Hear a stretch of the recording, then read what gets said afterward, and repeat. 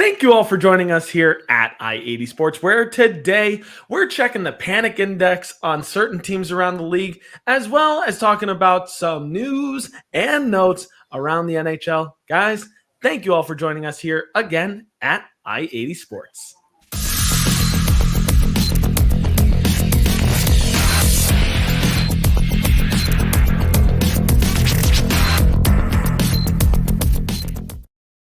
Thank you all for joining us here again at I-80 Sports. Make sure that you check out our website down below, i80sports.com, for all of our sports coverage. Besides just our NHL coverage, we've also got NBA, NFL, MLS, and NCAA football, all of which are in full swing right now. Make sure that you give some support to our guys over there. And hey, 'tis the holiday season. Make sure that you hit up our shop. Get yourself a t-shirt as low as $8. Get yourself a snow cap there as well. Maybe even with our I-80 Sports hockey logo there as well for all of our hockey buffs there, looking for a melon for this holiday season for themselves or a loved one.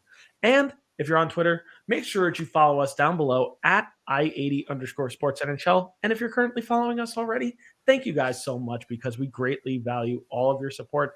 And if for some reason you're not on our YouTube page right now and not subscribed, why don't you go subscribe to our YouTube channel? Our YouTube link is down below, youtube.com/I80 Sports. And while you're there, subscribe, like our videos, and make sure you hit the bell so that way you know whenever we're dropping content. I'm Brian. He's Tom. Tom, how are you doing today?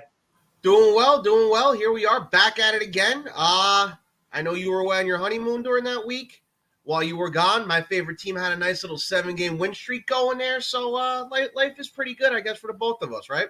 And while I was away, my favorite team went on a 4-game skid, but it's okay because all is right with the world between you and I. Philly lost again, so all is well. But yeah, I was away on my honeymoon. I actually went to Lake Placid, and it was such a cool experience. Just being, in the area of the 1980 Olympic team and just seeing all the history there. It was so surreal. It was so cool. And all the locals had so many good things to say about even the locals in the area. There were a couple local players from that 1980 team. Jim Craig is one of those players. That's just a local that frequents the area. I had a lot of great things to say about the team in general, the people involved, and just the village itself. And it was a really, really cool experience. I wouldn't trade it for anything in the world. And more importantly, I got to spend it with my best friend. So I'm even happier about that.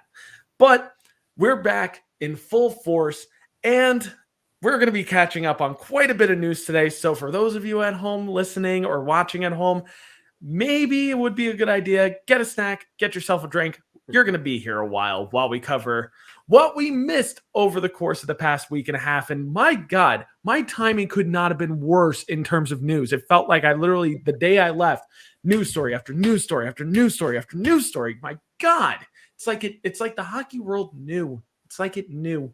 But away we go. So it's time, as always, to start with our traffic report. The I-80 Sports Traffic Report, where you can find all your news and notes from the week.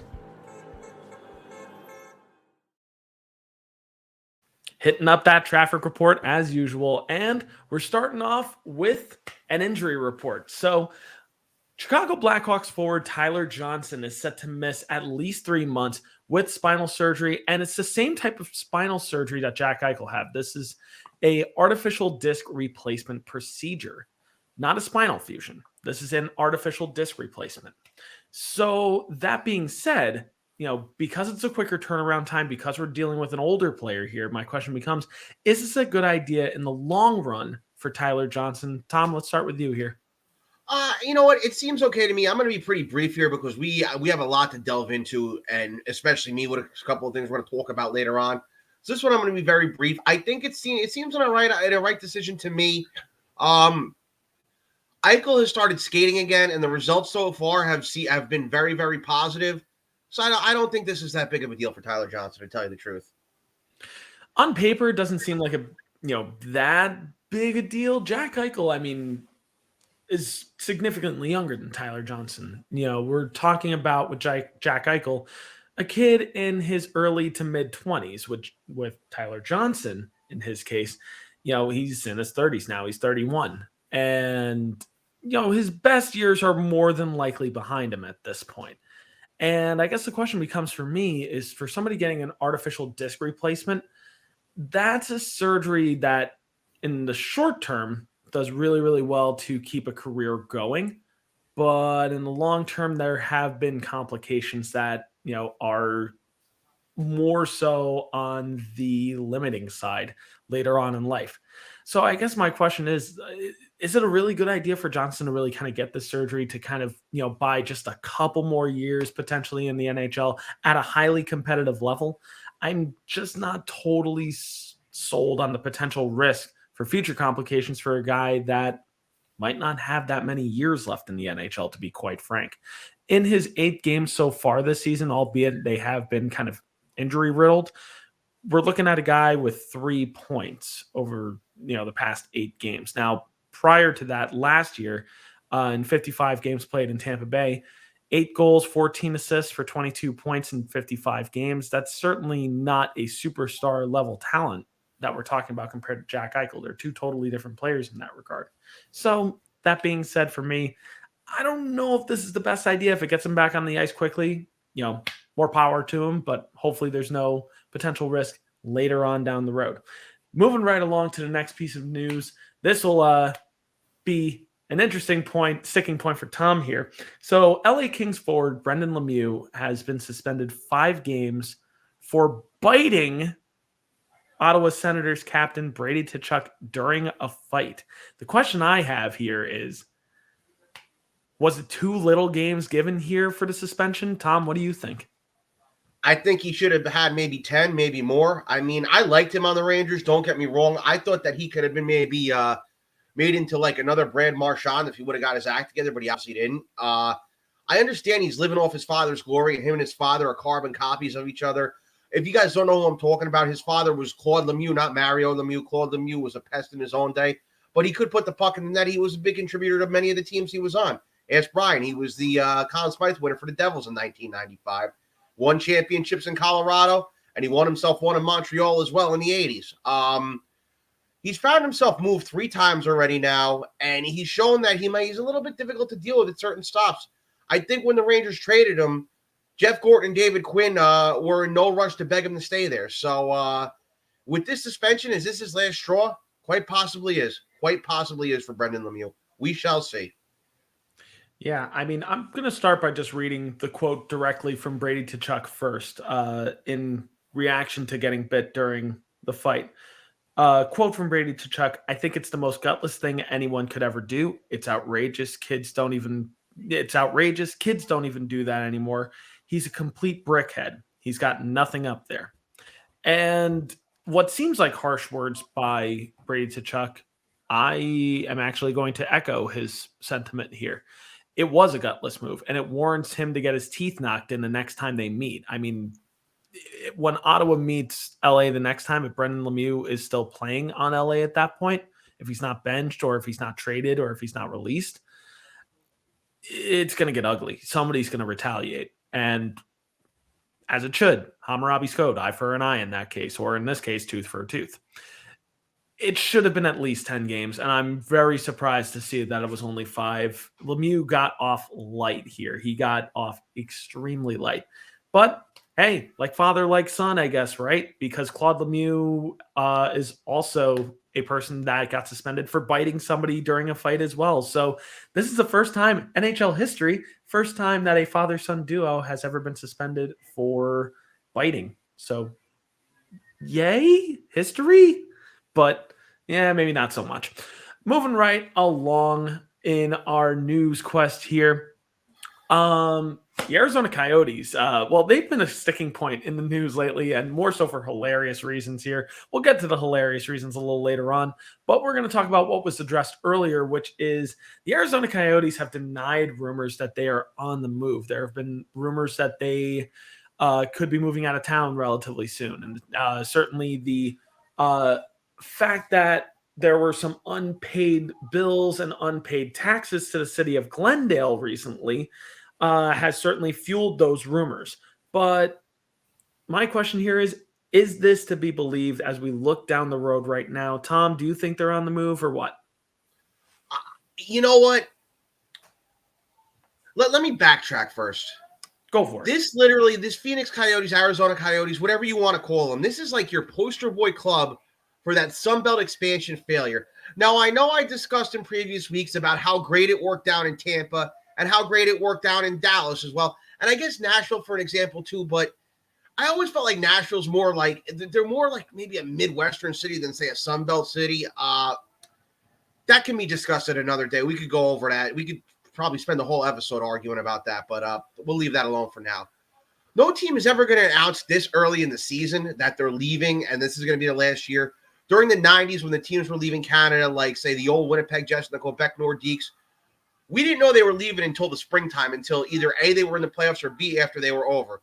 Even 10 years ago when the Atlanta Thrashers moved back to Winnipeg, we didn't know that until, like, after Memorial Day weekend it was announced.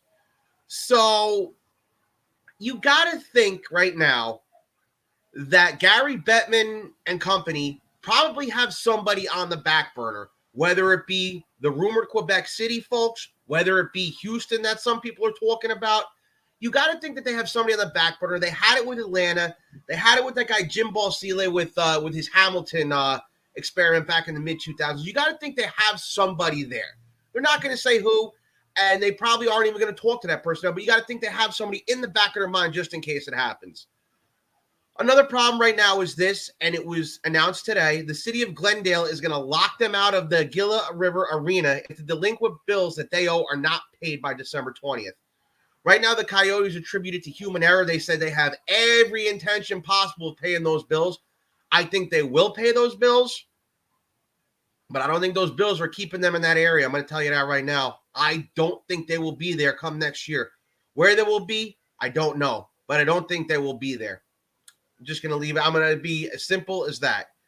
I don't know, but I'll tell you what, I really don't think they're going to stay in Arizona. I'll tell you that much right now.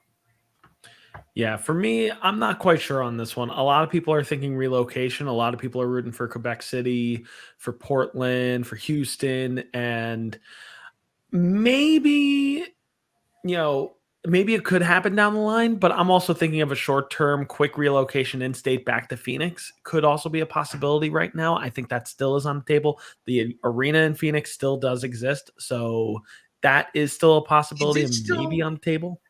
Is it still the old America West Arena where the Suns were always playing, or have the Phoenix Suns built a new building? Do you happen to know off the top of your head? I don't know off the top of my head. That was the biggest qualm when they moved down there, is that the old America West Arena was not built for hockey. It was a basketball arena. So that might be the other problem. Could be. And I mean, then again, maybe don't put a hockey team in the hottest state in America also. Maybe that's just something, rule of thumb for later on too. But that being said, in regards to the recent news of, the city of Glendale possibly putting a lock on their arena, my brother kind of said it best yesterday. My brother sent me a text when I read the headline yesterday, and I literally laughed out loud, like thinking, wow, this is probably the most Arizona thing that Arizona could do right now. And my brother came in with basically the best comment I've ever seen. Tell me you're a Coyotes fan without naming the team. My team is being evicted from their arena due to unpaid taxes. Coined by my brother. I can't even take credit for that. That is probably one of the funniest things I read this past week. And it's true. It's embarrassing.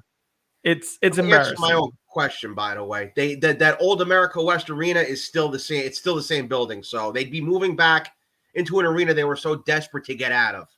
Yeah, it wouldn't necessarily be a good look, but we're going to keep monitoring this one, as we've said in previous weeks as well. We're going to keep monitoring this news story as it comes. It does seem like the taxes are going to get paid, and actually it was announced by by the Arizona Coyotes that they will for sure pay back the city of Glendale well before December 20th. So seems like this news story is going to get squashed, but it's still going to live on hilariously in all of our memories, which is I'm very grateful for it, to be quite honest.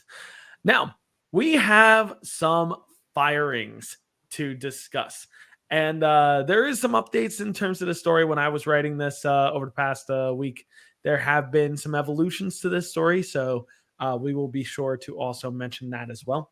But first and foremost, since our last episode, Mark Bergevin is out as GM for the Montreal Canadiens, with Jeff Gorton, the former GM of the New York Rangers, taking over hockey operations and currently undergoing a GM search.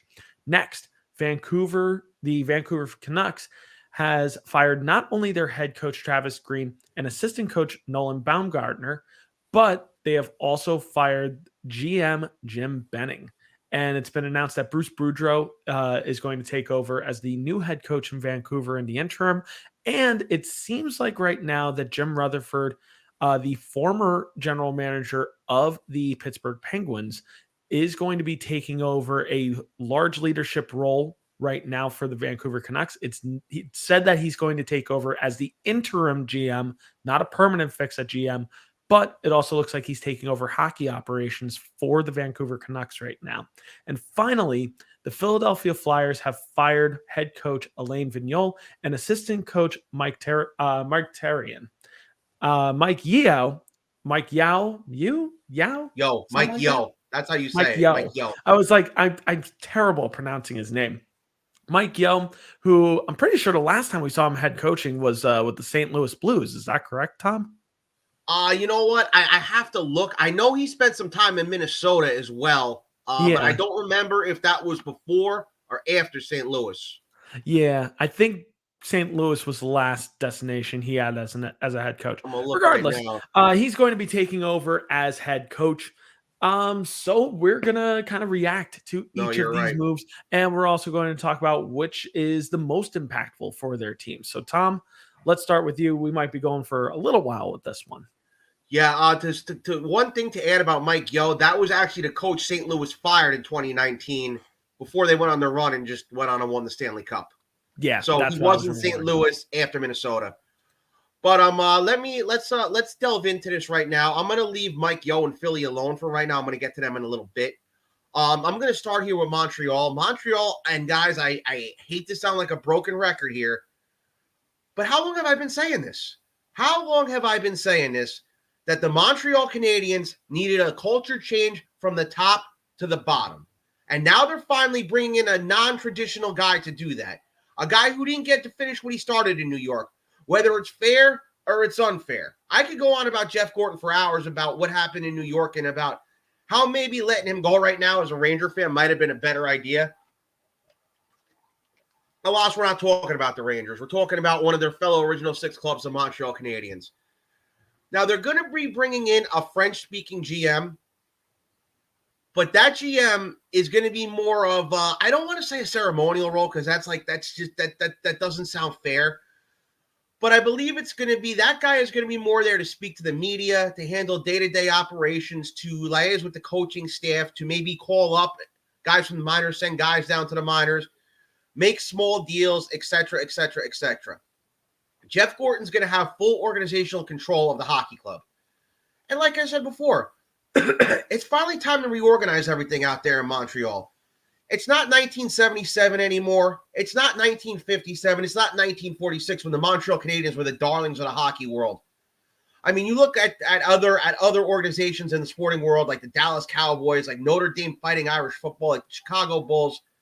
You have the mystique. You have the logo. You have that organizational history. But the reality is, what have they done lately? What have the Montreal Canadiens done lately? And you can talk to me about this finals appearance all you want. You can talk to me about that all you want. But I'm going to tell you right now, and I'm going to stand by this, and I've been saying it for a while. Last year was nothing more than a Cinderella run, if you ask me. I think that the Molsons finally figured it out. They finally figured out that it's understandable that they want French-speaking players there. That they are a French-speaking organization, I guess, in a way. You go through their history. I mean, you look at Montreal's history. Yeah, they were supported by the French in Montreal when it was them and the Maroon share in the city. But, I mean, the years where the Habs were at their best, they were run by English-speaking guys. They were run by English-speaking staff, whether it be Scotty Bowman or Toe Blake. And some of their best players were English-speaking, like Ken Dryden and Larry Robinson. So now I think the Molsons realize, okay, enough with the mystique. The fans here want to see wins. They want to see championships. That's what they used to be used to. It hasn't happened in a while. It's time to totally tear the old philosophy down and start off anew. So I'm curious to see what happens here. We move over to the other side of Canada into Vancouver. It's a little less serious there, I'd say. They still have a very young core in Vancouver and a promising core. These guys are good players that they have there. Pedersen, Horvat, Podkolzin, Hughes. But they didn't do themselves any favor by letting Jacob Markstrom and Chris Tanev go 2 years ago. I sang the praise of the Canucks back in 2020. And I didn't think they would be this bad, but with COVID last year and that terrible travel schedule they had, a change needed to be made. Was Bruce Boudreau the right choice? I want to say yes. Excuse me. But I feel like you also had a guy like Claude Julien out there too, who may have been a better choice. But at the same time, I think Boudreau was good enough. He's got a good resume. He's gotten a lot out of his teams that he's coached in other stops, namely Washington, Anaheim, and Minnesota. They won division titles. They were playoff teams. And I know Boudreau's playoff record is less than stellar. But right now, a less than stellar playoff record and a good regular season record means at least you get to the playoffs. And that's what they didn't have. They weren't getting there with what they had. I mean, and they said that about other coaches back in the day, too. Bob Johnson in Calgary, they said he'd never get it done. He won a cup in Pittsburgh. Al Arbor, when he coached the Islanders in the 70s, he won 4 cups in a row in the 80s. And if you need a modern comparable, who couldn't get it done in the playoffs? John Cooper. John Cooper just won himself 2 Stanley Cups in a row. So I think that this is a good idea. Alas, Boudreau's kind of on a short leash. So I'm curious to see what happens here. But you know what? The teams won their first 2 games with Boudreau behind the bench. And now bringing Jim Rutherford in to help run the team now as a president until an intern GM is found, I think is also a great idea. So I'm curious to see what happens in Vancouver. Now we move a little bit more local to us. We move to Philadelphia. Now you look at Philly and you look at Elaine Vigneal. And the thing about Elaine Vigneal is, and everybody knows this, he's a coach you bring in when you're looking to take that next step. You're looking to take that next step into contention, into trying to win a Stanley Cup, and trying to be a top team in the league. Now, the Flyers had a nice little run there from 2008 to 2012 where they made an Eastern Conference final, a Stanley Cup final. They won a division title. Solid playoff team all of those years. But after that, it got a little tricky with the Flyers. From 2013 on, they were a Jekyll and Hyde team. They were a Jekyll and Hyde organization.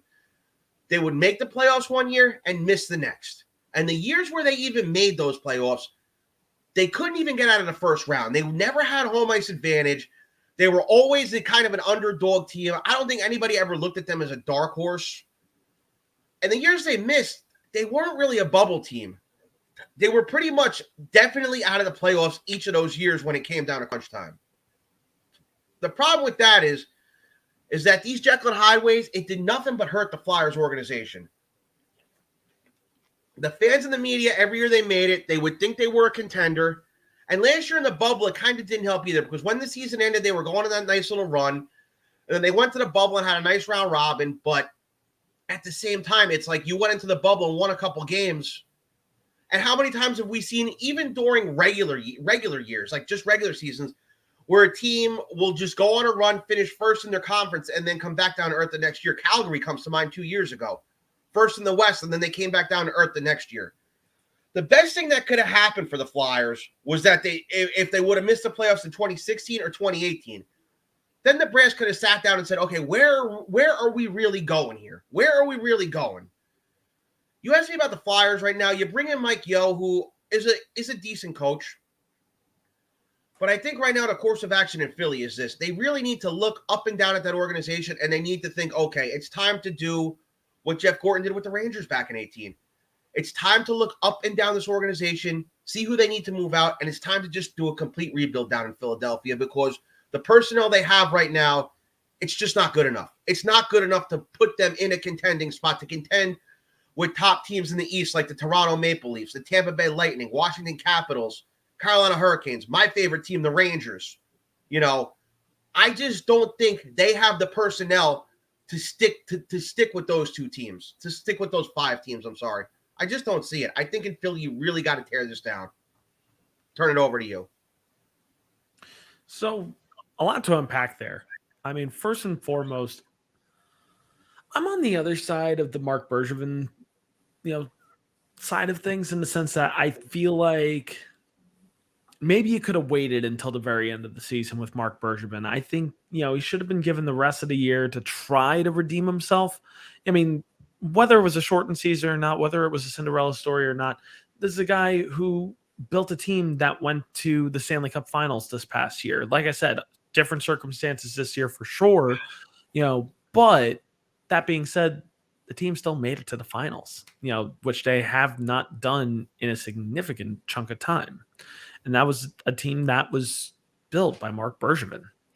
Now, that being said, Jeff Gorton having a hand in things going forward might not be a horrible thing at all. I think, just like Tom said, he's going to get the chance to do what he could not accomplish in New York, which is bring the city a Stanley Cup, which could be realistic. This is a younger team. This is a developing team. The prospect pool is certainly in place at the moment. It's more so building things properly and breaking the culture and also reforming the culture, which is what needs to happen in Montreal. I'll be very interested to see who they hire as their general manager. And no, to all the people out there that are thinking this right now, it's not going to be Marty Brodeur. Yes, he is French speaking. Yes, he is currently being groomed by the New Jersey Devils to be a general manager someday. But he's not going to jump ship right now because he's not ready for a position like the Montreal Canadiens. He needs to start smaller first. And I think he's comfortable with where he is in New Jersey right now, doing more so special ops right now for the New Jersey Devils. So no, Marty Brodeur would be a great candidate maybe 5 years from now, but not at the moment. Next, Vancouver. I personally think both moves in terms of firing your general manager and firing your head coach were long overdue. How Jim Benning was given chance after chance, it ceases to amaze me. I don't understand how he was given so many chances. This is a Vancouver team that, yes, they're young, yes, they're developing, should have been better by now. They should not be on the skid that they currently are. And part of it is because of the decisions that Jim Benning has made. Losing Jacob Markstrom, at the time was risky, but smarter move would have been to keep Jacob Markstrom. It would have been the smarter move to keep him.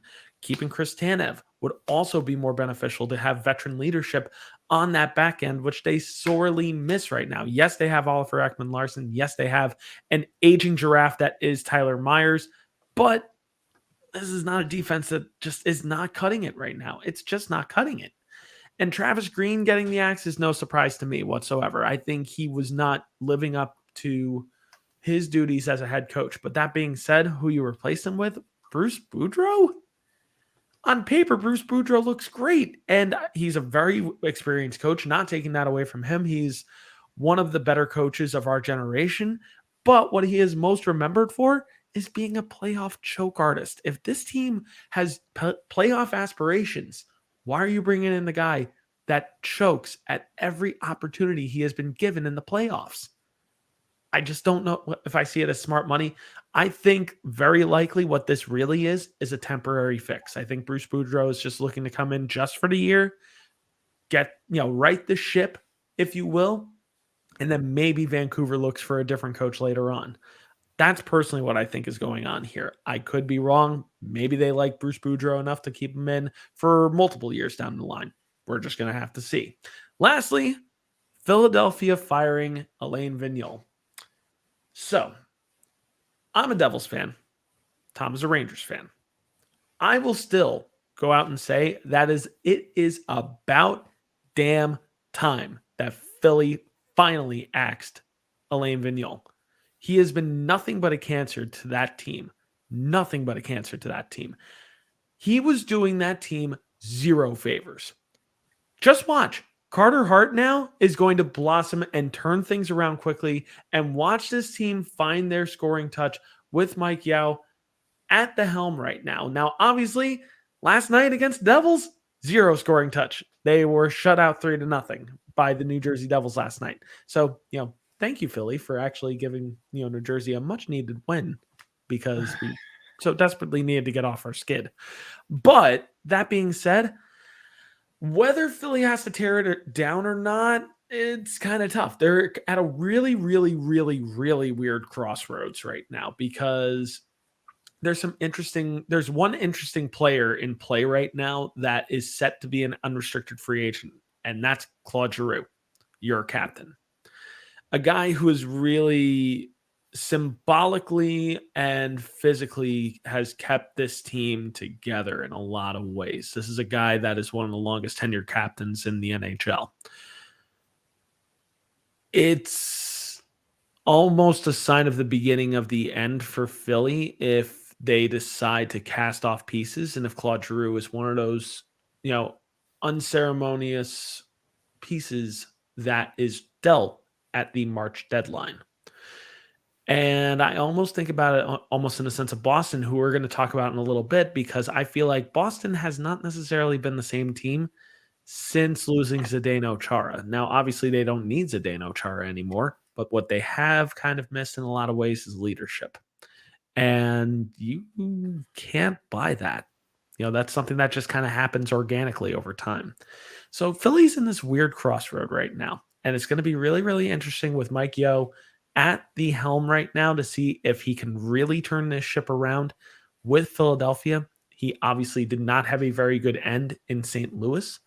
And he's still probably very, very bitter about the fact that he coached a team for so long and then just watched them win the Stanley Cup without him. Now, obviously, was St. Louis going to win the Stanley Cup with him? No. Hell no. They weren't going to win. But maybe that's going to be a sticking point for him here. Maybe he's got a little bit of extra motivation to come into Philly and maybe, be on the other side of the coin, this time around. Maybe bringing Philly to the playoffs and maybe taking them on a deeper run. This is certainly a team that is more than capable to do so. They have the pieces in place to do it. It's more so execution at this point, and that's what Yo is going to be looking for in Philadelphia.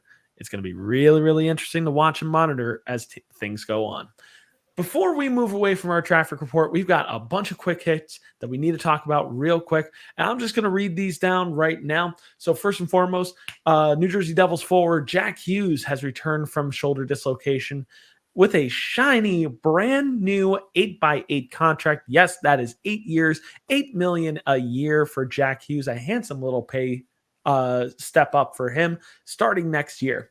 Next, Malcolm Subban has been traded from the Chicago Blackhawks to the Buffalo Sabres in exchange for future considerations. I think this is a great move for Buffalo. I think this makes Buffalo a little bit stronger now. It gives them a much stronger goalie tandem right now with him and Dustin Tokarski in. I think this is going to be really, really good for Buffalo. Next, Alexander Ovechkin has scored his 750th career goal. He is now sitting at 20 goals this year so far. Holy moly, this is a man on a mission right now. We have some suspensions from this past week and a half to announce as well. Boston Bruins forward Brad Marchand was suspended 3 games for unsportsmanlike conduct against Oliver Ekman-Larsson, I think it was. It was against Vancouver, correct? Yes, it was. Yes, it was against Oliver Ekman-Larsson there. Next, Winnipeg Jets defenseman Neil Piank has been suspended 2 games for a knee-to-knee hit. And then in this very same game, Toronto Maple Leafs forward Jason Spezza has been suspended 6 games for an ugly knee-to-head hit on Neil Piank. So karma for Neil Piank, and at the same time, Jason Spezza is appealing this. I don't think he has any hill to stand on this one. It was just, go back and watch it. Spezza claims that he was trying to stop. I don't see that whatsoever. I don't see his claim at all. Go and read his claim. Go and watch the video. Decide for yourself. Next, Carey Price has announced, Montreal Canadiens goaltender, that is Carey Price, has announced he will likely not be back before the end of 2021. He has been practicing with the team as of right now. So he is participating in practices, but he said he's just not ready to return to NHL action until after 2021 is over. Another thing that we're going to have to monitor over the course of time. Next, Team China has been approved to compete in this year's Olympic Games. Speaking of the Olympics, goaltender Robin Lehner announced he will skip the Olympics, citing health concerns. So this is the first time that we are seeing somebody announcing that they will not be going to the Olympic Games, citing those health concerns. if you need to know what those health concerns, just go on YouTube, go on the news. You might be able to find something there. EA Sports is adding women's teams to their latest edition of NHL 22, which is awesome to see. Inclusion is amazing. They're going to be adding the international teams first for women's teams, which is awesome to see. Next, Chicago Blackhawks player Yuhar Kyra is on IR after being stretchered off Wednesday night after a very, very, very scary fall. Go back and watch that video. Thoughts go out to Kyra, and speedy recovery to him. Next, we've got some waiver wire things to discuss. The Montreal Canadiens have claimed defenseman Cale Clagg from the LA Kings. The Tampa Bay Lightning have claimed Riley Nash from... Did they claim him from Columbus there? You know what? Let me just look here. Let me bring that up. Riley Nash. While you look on that one, Philadelphia... I'm sorry. He was this thing. I don't want to swear. Oh, go for it. It's fine. No, but Christ, Toronto. Sorry, that's what I thought. I was thinking about who he was with last year. That's why. No, hold on. Let me look here. This is ridiculous. It was Winnipeg. It was Winnipeg. I'm sorry, not Toronto. Winnipeg. It's all good. Yeah, no, I was just thinking about who Riley Nash played for last year, and unfortunately, Riley Nash has kind of bounced around the past couple of years. Yeah. Oops. And then the Philadelphia Flyers have claimed defenseman Kevin Connaughton. Next on Chicago news, again, Chicago just in the news a bunch this week, this past week and a half. The Chicago Blackhawks have acquired forward Curtis Gabriel from the Toronto Maple Leafs for a minor prospect. And other than that, I think that's just about... Oh, and the other thing I meant to mention also, Tuukka Rask, goaltender Tuukka Rask has been practicing as an emergency goalie for the Boston Bruins. So maybe a return is coming down the line here for Tuukka Rask. So we're just going to have to see. But that being said, a lot of news talked about. And yet now we're finally getting to our main segment, which it's time to pump the brakes.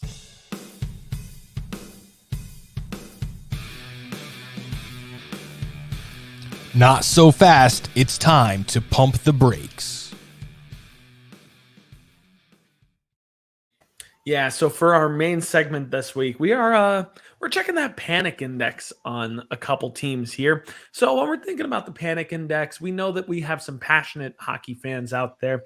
And maybe some of you are thinking out there, well, am I justified for panicking about my team right now? Am I fully justified in my thoughts of panicking right now and thinking like fire the coach, trade this player, sell the barn, like whatever the case may be? So we're going to talk about that right now. We're going to talk about a few teams here that I've seen a lot of fans kind of talking about and news outlets kind of talking about these teams. So that being said, it's time to check the panic index on a few of these teams, and I've got to stop knocking my filter down. But anyway, goofy hands. I'm Italian. I talk with my hands. But first team that we are going to discuss here is the Boston Bruins. And my justification for talking about the Boston Bruins first is because, well, if you've been living under a rock, Jake DeBrusk, a top 9 forward for them, has requested a trade. Their captain, Patrice Bergeron, is going to be an unrestricted free agent after this year. And Brad Marchand just can't stay out of suspension troubles at the moment. So, Tom, let's start with you. Should we panic, or should fans in general panic about the Boston Bruins? You know what? I'm not entirely sure yet. Rask is sort of back, sort of not. We don't know yet. He's what you said before, practicing as an emergency backup, probably until they can clear some cap space and get him in there. They also have about 4 games in hand on every other team in the league. They're over 500. They've played, I'm not going to say they played great, but they played decent hockey. 12-8-2. If they can get in the playoffs as a wild card, which I think they can, and they're in the crossover spot where they go into the Metro, a lot of those teams in the Metro don't have the playoff experience that the Boston Bruins have. Alas, unless they win a cup this year and go on a run, or they go to the finals, I'm not sure things remain the same there. Bergeron doesn't seem very happy there right now. And throughout history, the Bruins' handling of their stars and their legendary players towards the end of their time in Boston has not been good. It has not been good. They're never a team to beg people to stay. They let Eddie Shore walk. They traded Phil Esposito. They let Bobby Orr walk, even though Bobby Orr was sort of lied to by Alan Eagleson. Story for another day. You know, they didn't beg Ray Bork to stay. When Ray Bork said, I want out, they said, okay, we'll trade you. So, and even with Chara last year, when they told Chara, well, we want you to come back, but you're not really going to be the captain. You're only going to be a bottom defenseman. You're only going to do this. You're only going to do that. After what happened with Chara and Bergeron saw what happened, I'm not sure he's going to want to hang around all that much longer. So we'll see what happens here, but I don't think Bruins fans should be hitting the panic button yet. And in my eyes, there really isn't a reason to yet, to tell you the truth either, just because of the amount of games they played. So for me, I don't want to say an immediate panic here for the Boston Bruins, but if things don't improve quickly, they could be selling off a few assets to hit a quick reset. This is not a team that needs to go into full rebuild mode. There have been those out there that I've seen that have said, well, they really need to sell the house right now and just start fresh. This is, Boston hasn't needed to start fresh since 2004.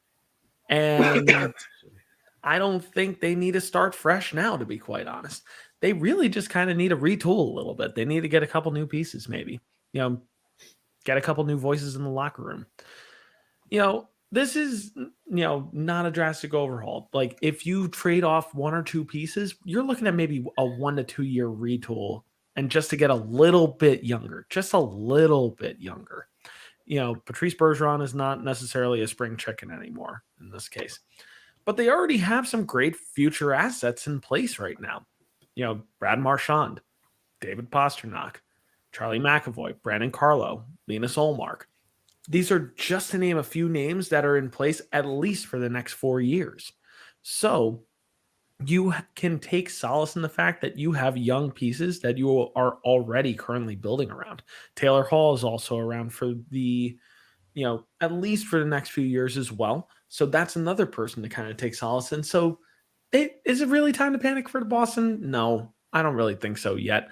I think maybe start panicking if you really start falling out of the playoff race once you're in February. I think that would be a time to maybe start panicking a little bit. Maybe Tom gets a little bit giddy about the fact that Bergeron might become a Ranger. We'll get there when we get there. But yeah. Next, it pains me to put this team on my panic index, but my favorite team, the New Jersey Devils. And the reason why I put them on the panic index is because of their recent slide this past week, and because I'm just all over these Devils groups and have seen people ready to jump off the George Washington Bridge, to be quite frank. So, Tom, let's start with you. Is it time to panic? I don't think so.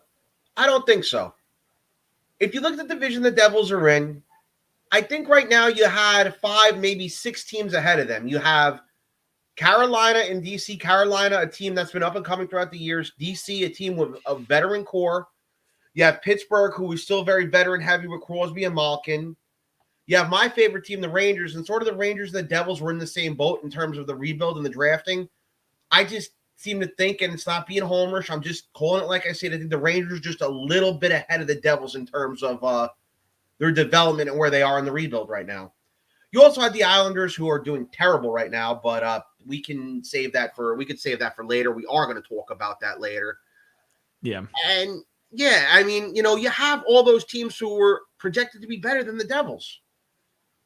I didn't rather see the Devils as a playoff team to begin with. The only thing the Devils did that was a little panicky was that Jack Hughes deal. I think it was a little much. I don't know if he's worth that kind of money for a guy who's projected to be the type of player that he's supposed to become, but hasn't really broken out yet either.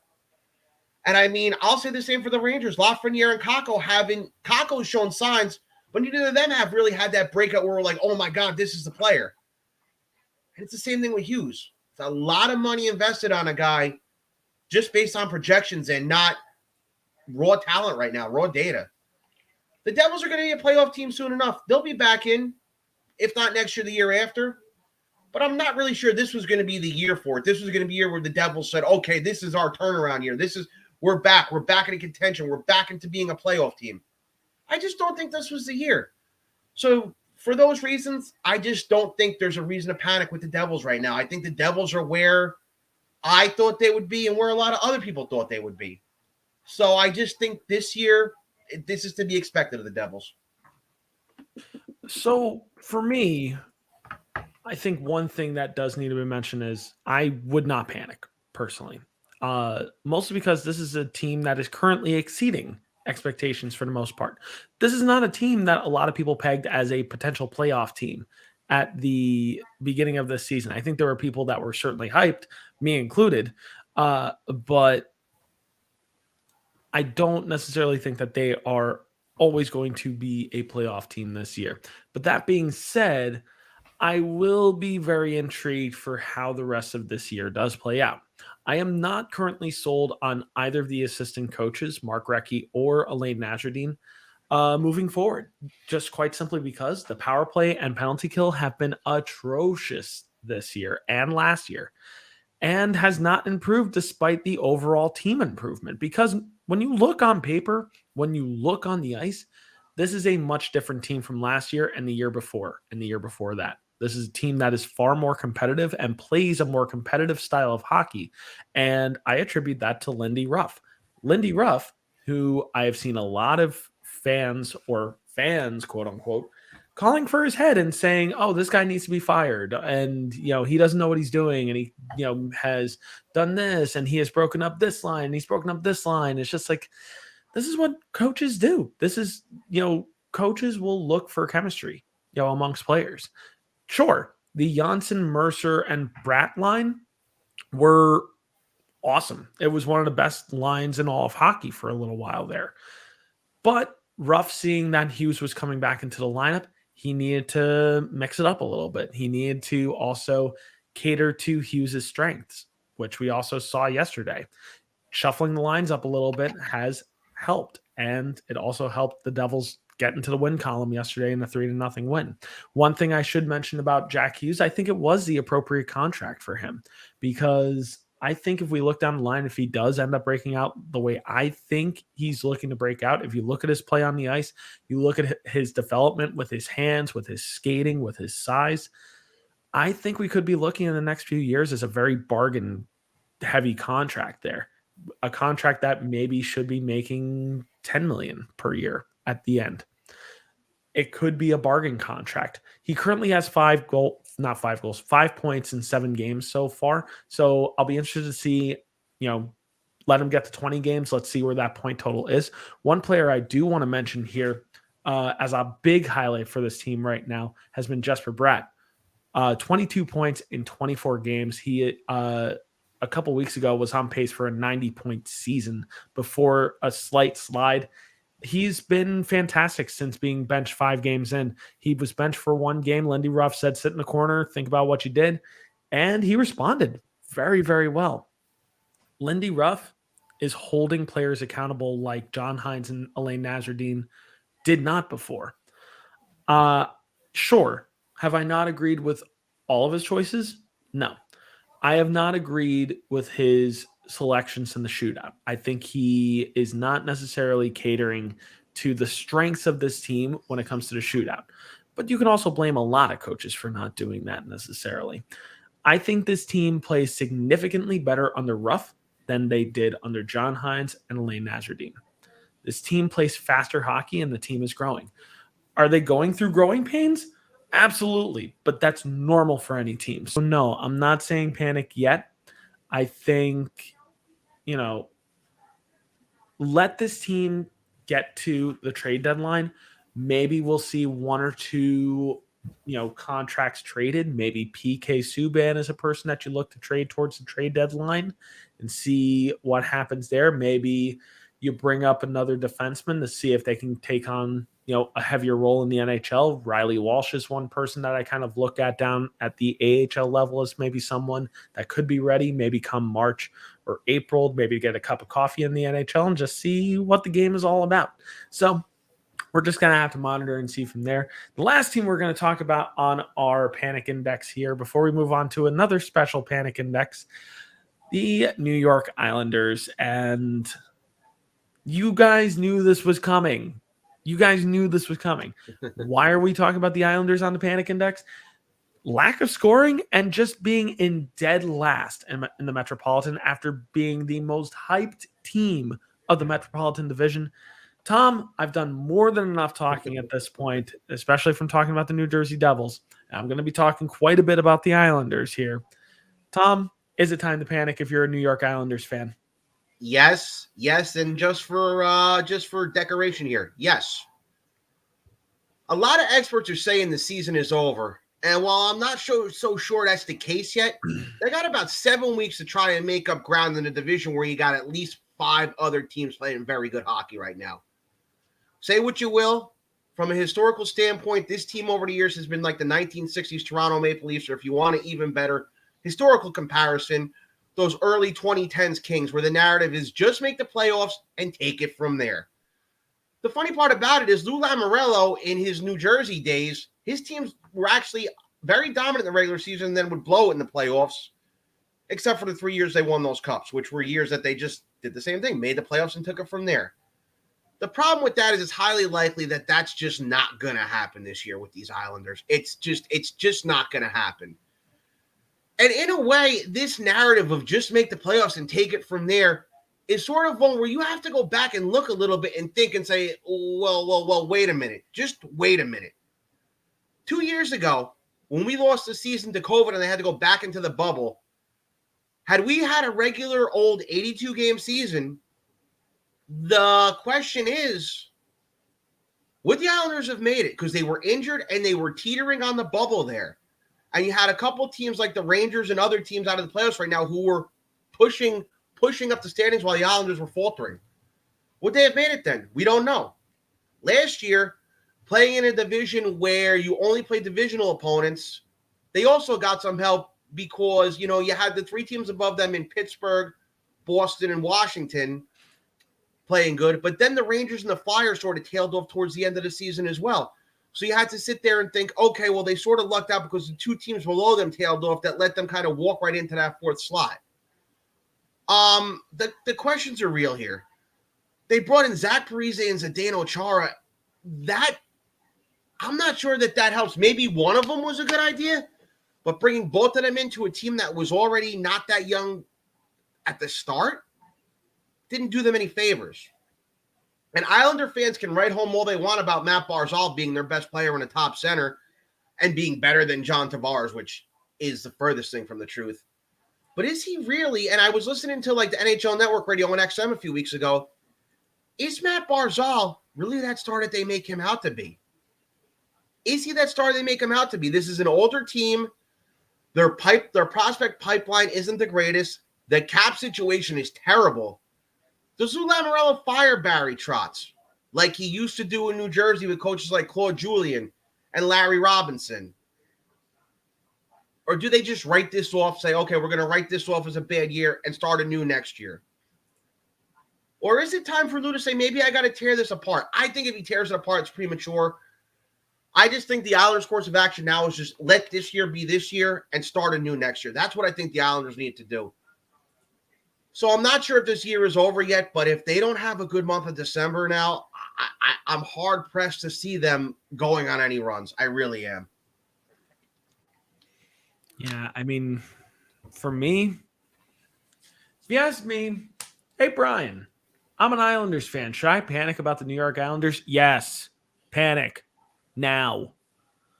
What is with this team? This was a team hyped to win the Metropolitan Division and maybe even make a stellar Stanley Cup run. Now they can't even find the back of the net? Unpopular opinion by a Devils fan, but Kyle Palmieri did not deserve the contract he was given. I'm sorry. He did not deserve the contract he was given. He was given a $5 million a year contract this past summer, and he's going to be making that up until 2025. And he is just not living up to the hype at all. Currently, I actually want to look at it right now in terms of what he has done this year on the Islanders. Nobody's doing anything on the Islanders this year, to be quite honest. Yeah. So 21 games played. He has a goal, 6 assists for 7 points. That's rough. And no, that's not a, rough as in like, pun at Lindy Ruff or anything like that. No. So there was already some troubling signs before he signed this contract, namely 21 points in 51 games last year. He was already starting to slide a little bit the year before in the 65 game season that he played with the New Jersey Devils, 45 points in those 65 games, 25 goals, 20 assists. He was still scoring consistent goals. I mean, over the course of he had his best years as a New Jersey Devil by far. He was doing nothing in Anaheim before that. He was still a young and up-and-comer, but from the ages of 24 to 28, he was playing some of his best hockey. He goes over to the Islanders and he lost his scoring touch, and he still has not found his scoring touch. And that's a big concern. He's getting top 6 money and giving bottom 6 production in return. It's just not working. They signed Zdeno Chara as an extra defenseman, but he's been playing almost 20 minutes a night. As an extra defenseman, you had nothing wrong with your defense last year, and you signed Zdeno Chara. Sure, it's a veteran boost. Sure, it's a career coming full circle. It's a great news story. But he shouldn't be playing 18 to 20 minutes a night at his age. He just should not. Barry Trotz is not making the best calls with this current lineup. My question is, has he lost the room? Look, don't get it twisted. Don't twist my words here. Barry Trotz is one of the best coaches of our current generation. But every good hockey fan knows that each coach has a shelf life with each team. It doesn't matter how good the coach is. It doesn't matter what that coach has done with their team. If Barry Trotz is fired, he'll be hired as a head coach in the NHL within 48 hours. No joke. No hyperbole. But unfortunately, he may have lost this locker room. It may be time for a new voice.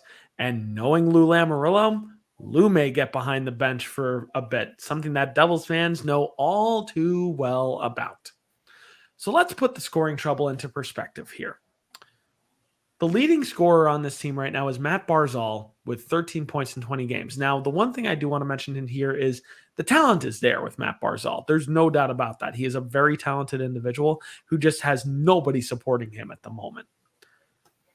That being said, 13 points in 20 games as your top player, it's not cutting it.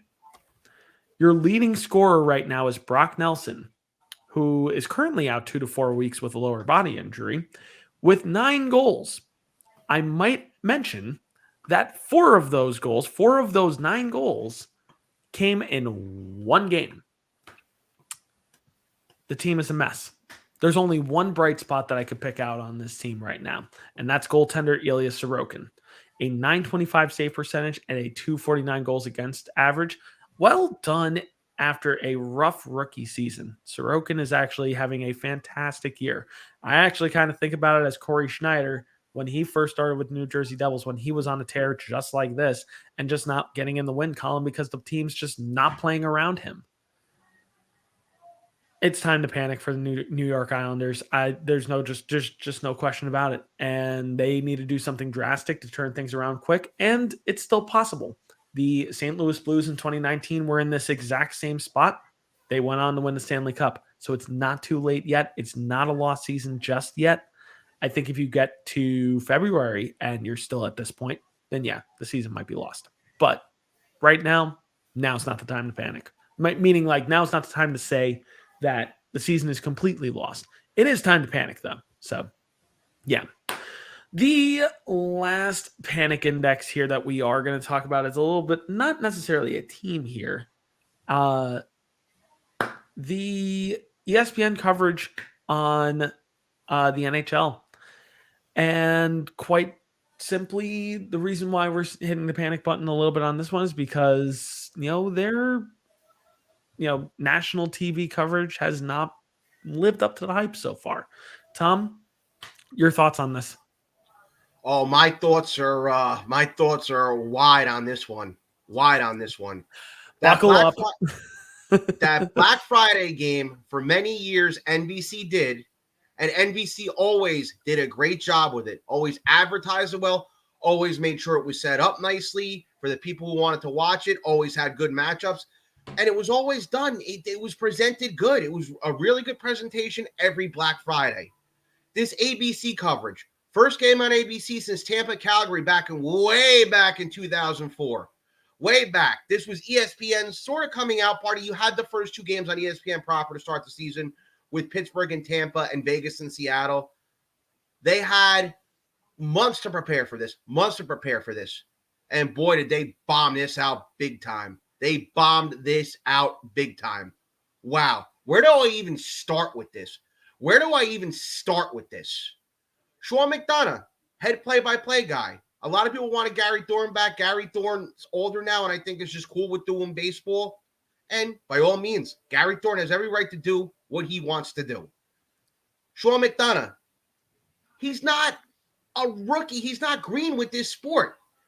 If any of you remember, back at the 98 Olympics in Nagano, he was the head play-by-play guy for the hockey coverage on CBS. He seemed like he had no idea where he was. He seemed lost with this coverage. He seemed like either he was reading off a teleprompter or somebody was like typing the words into his voice and he was just like speaking out of a computer. That was the worst play-by-play I've ever heard. And I'll tell you what, I've never been one of those people to bow down and kiss Doc Emmerich's feet. I was never one of those people. But Doc Emmerich came into every game prepared. Every game, knew the two teams he was talking about, knew when he could go off, knew the city he was in, knew the areas, and knew the history he was in. Sean McDonough's a Boston guy. It sounded like they took Sean McDonough and dropped him off on Mars, and he was wandering around planet Mars by himself. Terrible play-by-play from Sean McDonough. Ray Ferraro wasn't bad, but Ray Ferraro's been at this a while. I mean, Ray Ferraro is no stranger to being an analyst. He knows his stuff. Let me move on to AJ Molesko. I respect the hell out of everything she's done and what she's accomplished, and she's groundbreaking for what she's doing. It would have just been nice if I could have heard anything she said. The in-game ice mics and the crowd mics were turned up so high that every time she tried to talk, I couldn't hear anything she said. Her voice was so muffled, it sounded like she pretty much was covering her mouth to talk because of the audience. They had 2 months, almost 2 months to iron these kinks out for a non-ESPN Plus audience, for a national TV audience. But guess what they did? They showed the first two games on ESPN proper, and then guess what they did? They tossed it aside to ESPN Plus. People clamored for hockey back on ESPN, and I don't understand why. People claim that NBC didn't care about hockey. I don't understand why. If this was NBC doing it for the first time like they did back in 05-06, they did everything they could to make sure their in-game presentation was top-notch. ESPN did not. You had 2 months to figure this out. You put your first two games on ESPN opening night and then forget about it till Thanksgiving weekend? I'm sorry. That's not good enough. And don't kid yourself, folks. ESPN was a dying brand before ESPN Plus, and the only reason they brought hockey back was to suck more subscribers into ESPN Plus, which is where you find your national games for the time being. The only positive thing I can say about ESPN right now is that highlight show they do at the end of every night called In the Crease, and that's still not even that great. Excuse me. I'm hoping things get better, but history shows that it probably won't. Yeah, I mean, for me, it hasn't been the best. It hasn't been very good lately. They are butchering names left and right, and the Sounds of the Ice segments, though it's a really cool idea on paper, are somewhat failing in execution right now. I remember I was watching a game on ESPN Plus with my wife just recently, and they were doing the Sounds of the Ice segment, and we see the action go on, and there's nobody talking, and my wife just goes, "What am I watching?" Because she was so lost as to not hearing anybody. And they didn't really introduce the segment very well. They didn't, really let people know what the segment really was. So it left people a little bit confused. I think on paper, it's a really cool idea to kind of hear the sounds on the ice a little bit clearer and just not listen to commentary. It's a cool idea on paper. It's just not executing right now. But that being said, I am going to cut them a little slack for now. It's their first year back in the NHL world. But here's what I'm really hoping. I really hope that ESPN is reflecting on their broadcasts and aim to improve in the future. I really hope that they're currently, maybe having a focus group. What do you like about the experience right now? What do you dislike? What would you change about the experience right now as a watcher, as a listener? And I want them to listen to the actual audience, the people that are actually watching, which is our hockey fans. Listen to your fans. What do we like? What do we dislike? So I really hope that they're currently reflecting on their broadcast right now and thinking about how they can improve.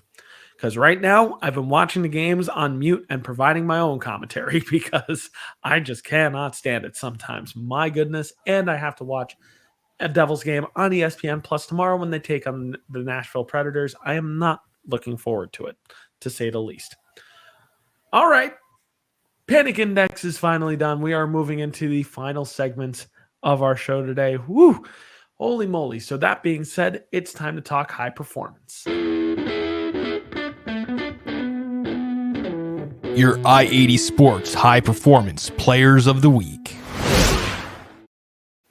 Talking the players of the week right now, and in this case, we're talking about the players of the past few weeks since we really haven't talked about them in a while. So, Tom, who are some players that you want to highlight here?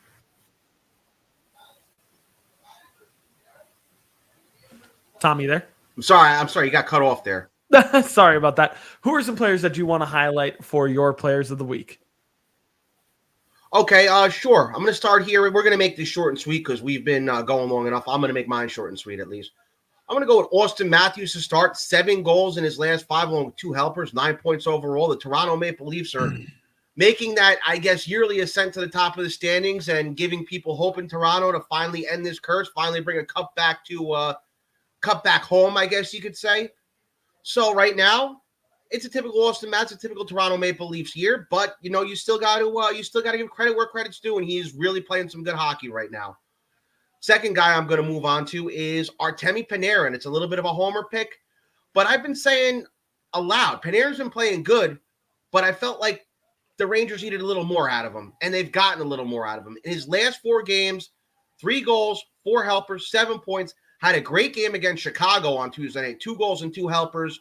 The Rangers had a 7-game winning streak recently, and Panarin was a big, big, big part of it. The last guy I'm gonna zero in on here is Max Pacioretty. 7 points in his last 5, 4 goals, 3 assists. Vegas is slowly getting healthier, and they're slowly starting to climb back into playoff contention. Watch out for the Golden Knights. The more players they get back, the better they're going to get. So that's it for my players of the week. I'm going to turn it over to you, Brian. Yeah, so I'm going to keep mine quick as well because I know looking at some of these stats right now, it's actually currently slowing down my internet. So I'm going to try to fly through these as quickly as I possibly can. So first player I want to highlight here is Nazim Kadri. Kadri has just been fantastic so far this season, and hopefully he'll stay unsuspended for right now and not take any stupid suspensions coming up. 34 points in 22 games thus far. He's got 11 goals, 23 assists. He is doing quite well right now for the Colorado Avalanche. Next person I'm going to highlight here, Kirill the Thrill Kaprizov. He has been, coming back strong in a sophomore season here for the Minnesota Wild. 9 goals, 21 assists, 30 points in 25 games played thus far. He is still a point per game player in his NHL career. Currently, he's almost played what's considered a full NHL season. He has 80 games total under his belt, 36 goals, 45 assists for 81 points. So he is more than a point per game player right now, and we'll see if he keeps that production up. But so far, he has been fantastic as always.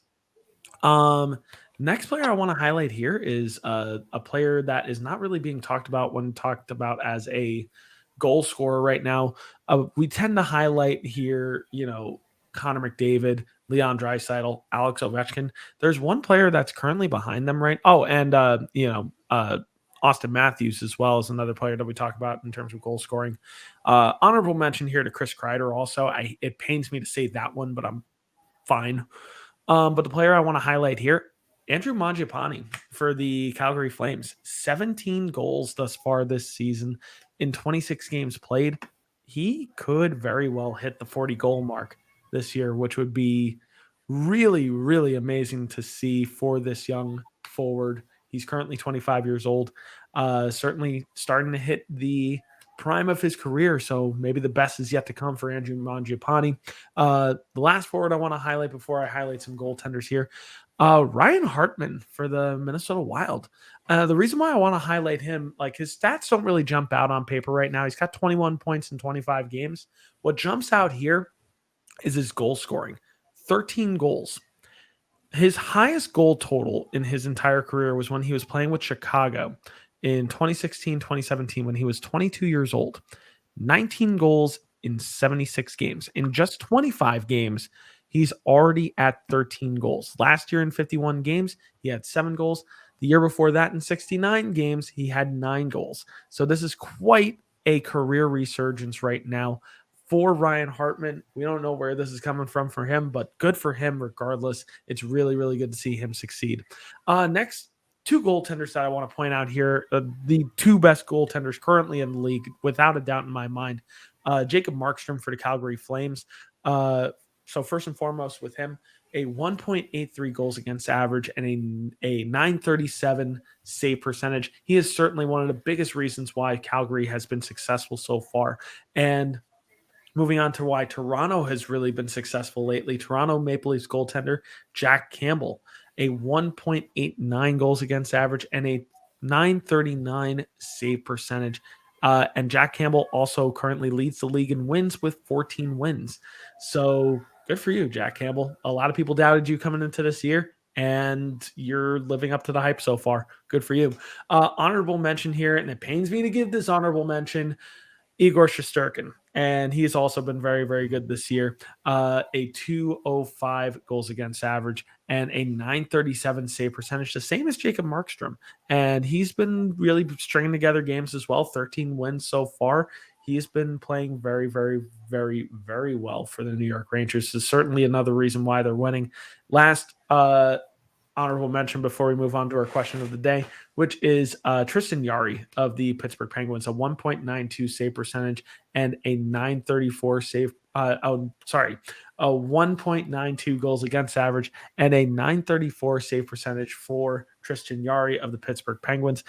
Good for you. Keep it up. Hopefully, you don't go the other direction like I kind of foresee you doing, but please prove me wrong. But it's time to finally wrap up this episode and talk about our question of the day, which our question of the day today is, who turns their season around first?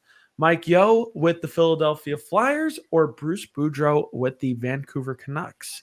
Tom, what do you think? I got to go with Bruce Boudreau here. He has better and younger personnel. He has a great regular season resume. And remember, Vancouver is only 2 years removed from a nice little playoff run in the bubble back in 2020. They're still very, very young. I don't know if they make it this year, but say if San Jose and Anaheim cool down, it's very possible that Vancouver could sneak into one of them wild card spots if they keep playing the way they're playing. And right now they're 2-0 under Boudreau. They're 2-0. On the other hand, Philly, they're in a stronger division in conference. They don't have that young personnel and that young core that Vancouver has. And like I said, as good as Mike Yeo is, if you ask me, it's really time to start tearing things down in Philadelphia. It's time to rebuild the Flyers. It is. I don't think they have it in them to make the playoffs and go on a run again. I just don't see it. That's fair. We kind of have differing opinions on this one. Don't get me wrong. Bruce Boudreau is a very good coach. He's got, young personnel in place and could turn things around very, very quickly. But to me, I think Mike Yeo in Philly. And the reason why I'm thinking that is just because Philly intrigues me more as a team. in the sense that I feel like their core is currently more playoff ready and is a core that has seen some very, very strong playoff runs in the past. And though they were not there last year, I think this is a team that could very easily turn it around and pull things together. The X factor here on the Philadelphia Flyers is Carter Hart and his success. The success of Carter Hart is reliant, and Philadelphia is going to be reliant on Carter Hart's resurgence and bounce back. But Mike Yeo has a very good opportunity here to change the dynamic and the culture here in Philadelphia. And Philly could come out on the other end of this, quite all right. Maybe even in a playoff position if things really break out well for the Philadelphia Flyers. But guys, as always, what do you guys think? Do you agree? Do you disagree with our takes? You got to let us know down below in the comments section. Sound off down below. And while you're there, drop a like and also subscribe for all of the content that we have coming up. Now, obviously, this turned out to be a very, very long episode, but we told you beforehand it was going to be a long episode. So don't blame us. But in the coming weeks, we are going to have shorter episodes. This was just a power hour, if you will, this week where we strapped in, pulled ourselves up by our bootstraps and just powered through. But now that we're caught up on this news, we're coming at you next week with a shorter episode for sure, getting back to our regularly scheduled program. And where else can you find our regularly scheduled program? Glad you asked. Besides our YouTube page down below, youtube.com/i80 sports. Subscribe if you're not already and hit the bell. That way, YouTube algorithm, some fun stuff like that. Yay. But you can also find us down below at i80sports.com, where not only can you find our NHL coverage, you can also find our NFL, MLS, NCAA football, and NBA coverage there as well. And while you're there, 'tis the season of giving. Check out our shop. Get yourself a t-shirt as low as $8. Maybe get yourself a nice beanie to keep yourself warm, or maybe keep a loved one warm this winter season. And if you're on Twitter, make sure you follow us down below at i80_sportsNHL. And if you are currently following us, thank you guys so much, because we greatly value all of your support. Without you guys, we can't do this on a weekly basis, which we will be getting back to doing this on a weekly basis now that everything is now all sorted out. But guys, as always, sound off down below. Let us know. And it's time to move away from here right now. It's time to look on at the week ahead in the NHL. Watch yourself some games. Maybe have a little bit of eggnog with that as well. But for now, I'm Brian. He's been Tom. This has been another episode of NHL on i80 Sports.